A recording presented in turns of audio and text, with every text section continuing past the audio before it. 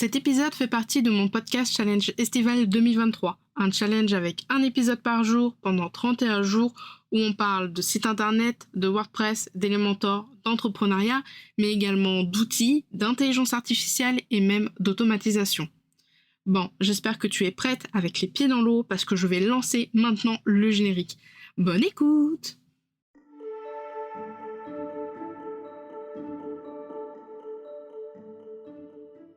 Bienvenue dans la Pause Café, le podcast qui aide les indépendantes à comprendre l'entrepreneuriat et le web. Je suis Camille, webmaster sous Elementor et WordPress depuis 2020 et mon job, c'est d'aider les indépendantes comme toi à créer, développer et gérer leur site internet. 2 fois par mois, on se retrouve pour un nouvel épisode.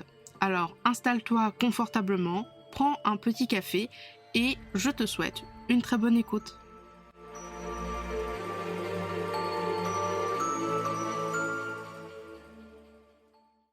Hello et bienvenue dans ce nouvel épisode de la Pause Café pour le Challenge Podcast Estival.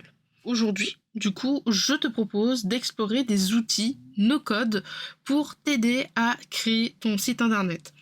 Peut-être que tu n'as pas de site internet ou alors peut-être que tu as un site internet mais qui te semble beaucoup trop compliqué à gérer, à manager et tout simplement à faire vivre, ou alors tout simplement voilà, tu es curieux ou curieuse de savoir mais pourquoi il y a d'autres outils, est-ce qu'il y a d'autres outils pour faire un site internet. Je vais t'en présenter quelques-uns. Alors, sur ceux que je vais te présenter, il y en a certains que je connais de visu, il y en a certains que je connais pas du tout, et il y en a certains que, bien évidemment, j'ai testé, j'ai utilisé, et un en particulier, outil no-code, avec lequel je travaille tout le temps, et je parle bien évidemment de WordPress et des constructeurs de pages. Bref, c'est parti. Le premier outil no-code pour créer un site internet, c'est Shopify. Alors Shopify, c'est un outil qui est vraiment assez populaire quand on veut créer une boutique en ligne. D'ailleurs, pour tout ce qui est artisanat et puis produits, on va dire, physiques, en général, les clientes avec qui j'ai pu travailler et collaborer, c'est souvent soit WooCommerce, soit Shopify, soit alors Etsy. Et on finit par virer Etsy et puis garder uniquement Shopify ou WooCommerce. Mais en tout cas, entre les deux, c'est quand même assez kiff-kiff. Alors Shopify, ça fonctionne avec un glisser-déposer et l'avantage en fait c'est que l'interface elle est vraiment très claire, très sympathique, c'est très agréable en fait de travailler avec Shopify. Tu peux personnaliser ta boutique, ajouter des produits, gérer tes commandes, etc. sans avoir à mettre une seule couche de code à la mano. Alors bien évidemment l'avantage de Shopify c'est que c'est principalement conçu pour des sites de e-commerce, alors e-commerce de produits physiques, mais je pense également que tu pourrais vendre largement des produits digitaux comme des templates, etc. par Shopify. Par contre, je pense qu'il est peut-être un petit peu moins adapté pour des sites web classiques, c'est-à-dire des sites web vitrines. En fait, je vois pas trop l'intérêt de payer Shopify parce qu'en fait, Shopify, tu es obligé de le payer tous les mois, c'est un abonnement et l'abonnement peut être relativement cher. Par exemple, le plan basique de Shopify, donc le premier plan, il est à 27 € par mois si tu le prends annuellement, soit 324 € par an pour 2 comptes employés, des rapports de performance plutôt basiques et surtout au niveau de la boutique, il y a des frais de 1,8% plus 25 centimes.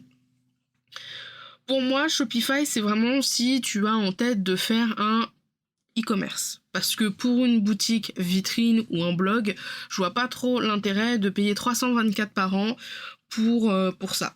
Voilà. Mais en termes de boutique en ligne, je pense que c'est une excellente idée de passer par Shopify. Il y a Cuiso, il me semble, qui sont sur Shopify. Il y a la boutique de nuit Incolore, qui est un chanteur que j'apprécie énormément, qui a aussi sa boutique sur Shopify. Bref, des boutiques Shopify, il y en a plein. C'est plutôt reconnaissable entre mille parce que ce sont des thèmes et des templates. D'ailleurs, les thèmes, comme pour WordPress, il y en a des gratuits et il y en a des payants. Donc si en plus de ça tu payes 324 € par an mais que tu veux un thème vraiment qui claque et que tu aimes beaucoup, mais que ce thème aussi là il est aussi sous abonnement, du coup bah tu vas certainement payer beaucoup plus cher que 324 € par an. L'avantage de Shopify, c'est que voilà, le seul truc que tu as besoin d'avoir, c'est d'un nom de domaine. Le reste, c'est eux qui gèrent au niveau des stocks, etc., etc. Tu n'es pas obligé de faire comme WordPress, c'est-à-dire de passer ton hébergement, d'installer la base de données. C'est uniquement Shopify qui s'en débrouille, tout simplement. Le deuxième outil, c'est un outil que j'ai déjà entendu parler de loin, mais je me suis jamais attardée dessus. Ça s'appelle Webflow. C'est un outil no-code du coup pour créer son site internet toujours et encore avec un système de glisser-déposer où tu vas pouvoir facilement créer des mises en page personnalisé avec des animations, des boutons, des titres, etc., etc. Tu peux avoir des fonctionnalités un petit peu plus poussées de ce que j'ai vu, donc tu peux faire des formulaires, tu peux faire peut-être un petit peu de gestion de mail de ce que j'ai compris, voilà, donc l'avantage de Webflow, c'est qu'il a une grande flexibilité au niveau de la création du site pour créer des sites de manière personnalisée, on va dire vraiment poussé, si je puis dire comme ça. J'ai vu qu'il y avait quand même pas mal de forums et quand je tape Webflow support, il y a quand même pas mal de ressources et de tutoriels, donc ça c'est un bon point. L'inconvénient, je trouve, en tout cas de ce que j'ai compris sur leur page de vente, c'est qu'on paye en fonction du nombre d'éléments d'ajouter sur le site, le nombre d'envois de formulaires, la bande passante et le nombre d'éditeurs. Par exemple, l'abonnement CMS qui est à 23 $ par mois si on paye pendant une année, on a son propre domaine, mais on peut mettre 2000 éléments. On peut faire 1000 envois par le formulaire, on a 200 Go de bande passante, je crois, et 3 comptes éditeurs. Alors les comptes éditeurs, la bande passante, c'est pas franchement voilà, la soumission, le nombre de soumissions de formulaires 1000, ça me paraît quand même énorme d'avoir 1000 personnes qui envoient un formulaire, sauf si c'est pour bien sûr les formulaires, enfin si tu as un formulaire de ligne magnet, ça peut vite monter. Par contre 2000 CMS items, pour moi du coup ce sont des éléments. Ça voudrait dire que si je compare à Elementor, tu peux mettre que 2000 éléments Elementor, c'est-à-dire qu'un bouton c'est un élément, un titre c'est un élément. Voilà, je me dis, bon, sur un petit site de 3-4 pages, ça peut potentiellement passer. Il y a des forfaits beaucoup moins chers que ce forfait-là. Mais sur un site, par exemple, comme Justine Arma, je pense bien qu'on dépasse les 2000, hein, parce que si chaque élément, ça compte comme un, le moindre élément, bouton, titre, texte, image, picto, etc. Voilà, je n'ai pas pu créer de compte, voilà, je n'ai pas voulu surtout créer un compte pour tester. J'avoue que c'est la première fois que je vois qu'on paye en fonction de l'élément. Alors bien sûr, on peut avoir un abonnement beaucoup plus cher qui s'appelle le business, qui est à 39 $ par mois si on paye annuellement. Et là, on a 10 000 CMS items, donc pour moi c'est 10 000 éléments et 2500 soumissions de formulaires par mois. Le troisième outil no-code que tu peux utiliser pour créer un site ou pour créer ton site internet, c'est tout simplement Wix. Alors Wix, attention Wix, je vois déjà les pros d'Elementor me mettre des fourches et des croix partout prêts à venir me brûler sur le bûcher. Je sais qu'il y a certains collègues qui travaillent sur Elementor pour qui Wix c'est vraiment la croix et la bannière, c'est vraiment le démon quoi. Moi, j'ai pas forcément cet a priori-là. Je trouve que Wix, pour quelqu'un qui n'a pas forcément trop de budget, qui est vraiment seul dans la technique et qui veut pas s'embêter avec une machine à gaz, parce qu'on va pas se mentir, WordPress c'est une machine à gaz, je t'en parlerai un petit peu plus tard, je pense que Wix peut largement faire l'affaire. Elle a un système de glisser-déposer, il y a une énorme bibliothèque de modèles qui sont personnalisables, ça peut très bien convenir pour des sites vitrine pour des blogs, ou alors on peut également faire du e-commerce avec Wix. J'ai failli dire WeCommerce. Voilà, on peut faire énormément de choses avec Wix. D'ailleurs, Sarah de Madame la Juriste, son site, c'est un site sous Wix. Sa formation légale process, si je ne dis pas de nom, sauf si ça a changé de nom entre-temps, c'est pareil, elle est directement hébergée sur Wix. Alors, c'est sûr que c'est pas non plus quelque chose que je trouve idéal, mais ça peut très bien faire l'affaire quand on a un petit budget et quand on n'a pas envie de s'enquiquiner avec toute la technique. Il faut quand même voir un petit peu un inconvénient, c'est que la personnalisation avancée, ça peut être quand même légèrement limité par rapport à d'autres plateformes qui existent, surtout dans la partie boutique en ligne. Je pense que le must pour la boutique en ligne, ça reste Shopify en termes de no-code, mais là c'est mon propre avis. Et je trouve que quand on est sur Wix, qu'on a fait tout notre site sur Wix, etc., on veut changer de plateforme, ça peut être légèrement difficile de faire la migration de Wix à une autre plateforme. Alors pourquoi je dis que ça peut être compliqué ? Parce que en fait, il n'est pas possible, en tout cas je n'ai pas vu que c'était possible pour le peu de missions que j'ai fait de clientes qui étaient sur Wix à l'origine, la possibilité de migrer ces pages de Wix à WordPress, que ce soit avec Elementor, Divi ou Gutenberg tout court, c'est pas possible. Du coup, si t'as un petit site, genre quelques pages, bah c'est un peu pénible, mais voilà, je veux dire, tu peux refaire les 4 pages ou 5 pages sur un WordPress avec un constructeur de pages ou avec l'éditeur natif de WordPress. Par contre, quand tu commences à avoir un site un petit peu plus gros, avec pas mal de pages, des articles de blog, ça peut vraiment devenir un peu une mission, pas forcément impossible, mais très très long, quoi. Très très long et très chronophage, surtout si tu es tout seul ou toute seule à faire la migration, parce que du coup, ça veut dire qu'il va falloir refaire les pages manuellement sur WordPress. J'ai pas fait mes devoirs pour cet épisode de podcast, du coup je suis partie sur le site de Wix pour pouvoir dire à peu près les abonnements qu'il y a, parce que sinon je vais pas m'en sortir. Donc il y a plusieurs forfaits, hein. Il y a le forfait site internet pour site vitrine, blog à la limite, le forfait business e-commerce et enfin le forfait entreprise pour les grandes entreprises. Bien évidemment, le tarif des forfaits varie en fonction du type de site. Mais par exemple, sur un forfait de site vitrine, ça va de 12 € par mois à 34,80 centimes euros par mois. Voilà, et ça comprend la TVA, donc ça c'est plutôt cool. Si je devais faire un site sur Wix, je dirais que je prendrais l'abonnement illimité à 20,40 centimes par mois, parce que voilà, on peut faire un domaine personnalisé, on a plus la mention Wix du coup sur notre site, le SSL il est gratuit, bon ça c'est bon, la bande passante elle est en illimité, on a 10 Go de stockage, on peut diffuser des vidéos en ligne depuis Wix, donc 1 heure grand maximum, et puis on peut faire également de la promotion d'entreprise par rapport à Google, de ce que je vois. Donc ça c'est plutôt cool en vrai. Voilà. Donc en vrai voilà, si je devais faire un site sur Wix, je pense que je prendrais le illimité à 20,40 € par mois. Voilà.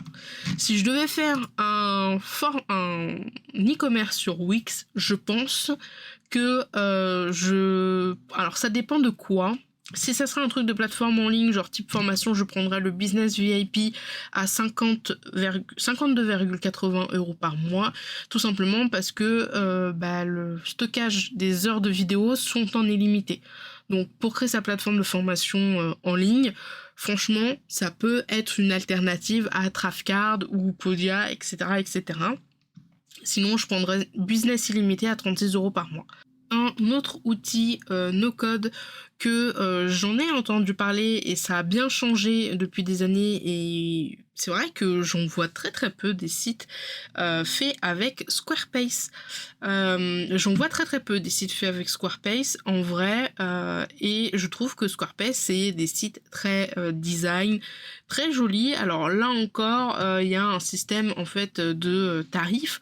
Mais avec Squarespace, on peut faire du blog, faire des sites vitrines, mais également des e-commerce. Et donc ça, c'est assez pratique. Franchement, quand je vois Squarespace, même leur site à eux, je trouve vraiment très élégant et très design, très moderne. Je pense qu'un site Squarespace, par exemple, pour un photographe ou un graphiste qui a pas forcément envie d'avoir, voilà, comme je dis, une usine à gaz avec WordPress, je pense que Squarespace, ça peut vraiment faire toute la différence. En plus, il y a pas mal de modèles et de templates pour personnaliser les sites de ce que j'ai vu qui sont vraiment très très jolis. Donc voilà. Au niveau des tarifs, du coup, de ce que je disais, là encore, j'ai pas fait mes devoirs, hein, vraiment. Donc, je suis allée directement sur le site de Squarespace pour voir les tarifs. Et alors, en abonnement, en paiement mensuel, on a du coup quatre possibilités. Donc, on a le 11 € par mois, c'est le personnel. Donc c'est globalement pour créer des sites optimisés sur mobile. Tu as des templates et tu as un nom personnalisé gratuit. Donc je pense que ça doit être un nom du type camille.squarespace.com par exemple. Tu as l'abonnement business qui est à 17 € par mois. Ça, c'est plus pour les indépendants, je pense. Avec des sites adaptés au mobile, des templates. On a des outils avancés pour le site. Et puis pour le e-commerce, si on prend ce forfait-là à 17 € par mois, on a 3% de frais de commission. Donc c'est relativement pas trop mal. Et ensuite on a du coup deux plans pour faire du e-commerce, un basique et un avancé, donc un à 24 et un à 36, qui globalement nous donne 0 frais de port et beaucoup plus de choses, de l'expédition avancée, des réductions, on peut vendre de l'abonnement, etc. Donc franchement, Squarespace, pour un site de quelqu'un qui est dans le design, dans la photo, genre graphiste, etc., je pense que ça peut vraiment faire le taf. Surtout si, je sais pas, t'es photographe, tu souhaites vendre par exemple des photos, je pense que tu peux prendre Squarespace pour faire ta petite boutique en ligne finalement. Alors là, cet outil, tiens-toi bien, c'est un outil où j'ai cru pendant quelques temps, alors pendant quelques mois, quelques semaines, que ça allait faire pas mal de concurrence à Elementor et à WordPress. Je parle en fait de Showit, qui est comme toujours une plateforme de no-code pour de la création de sites internet, et c'est vraiment un outil très design. On peut faire un site internet donc toujours en glisser déposé, et c'est vraiment axé sur de la création de sites réactifs et adaptés en fait aux créatifs, donc photographes, designers et artistes. Et vraiment il y a beaucoup de sites Showit que j'ai vu passer pendant quelques temps. Alors je sais pas depuis combien de temps ça existe Showit, mais il y a quelques mois, j'en voyais partout. Je voyais plein de gens qui avaient du Showit, et j'avais même des personnes qui travaillaient avec Elementor se spécialiser dans Showit, et j'ai vraiment cru que Elementor c'était foutu, que tout le monde allait se mettre sur Showit.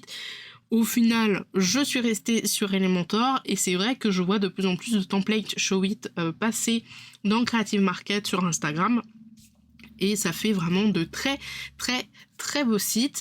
Je pense quand même que même si Showit facilite la conception, la personnalisation avancée, ça peut être un petit peu plus compliqué, donc tu peux prendre peut-être un petit peu plus de temps à maîtriser l'outil, mais vraiment, franchement, je pense que Showit a toutes ses chances et a toutes ses qualités pour être au même niveau que Squarespace ou WordPress et Elementor. Je trouve que les sites Showit sont jolis, mais je préfère Squarespace. Je préfère les templates Squarespace, je vais y arriver. Donc voilà. Donc Showit fonctionne exactement pareil que pour les autres plateformes. Il faut un abonnement payant. Là aussi, je vais aller voir directement sur le site. Donc il y a 3 abonnements, le Showit basique et le Showit avancé, parce qu'on peut faire principalement que du blog de ce que j'ai vu. Donc on paye 19 $ par mois pour l'année. Pour le basique, on peut préinstaller des extensions et on peut faire un blog, et on en a pour 24 $. Et le avancé, il est à 34 $. on peut migrer son site WordPress et Squarespace. Et ça, c'est super important. C'est super bien, je trouve, sur Showit. C'est que si tu as un site WordPress et Squarespace, ils nous disent qu'on peut le migrer. C'est-à-dire qu'on n'est pas obligé de tout refaire à la main, comme je t'expliquais sur Wix. Et en vrai, ça peut vraiment être sympathique.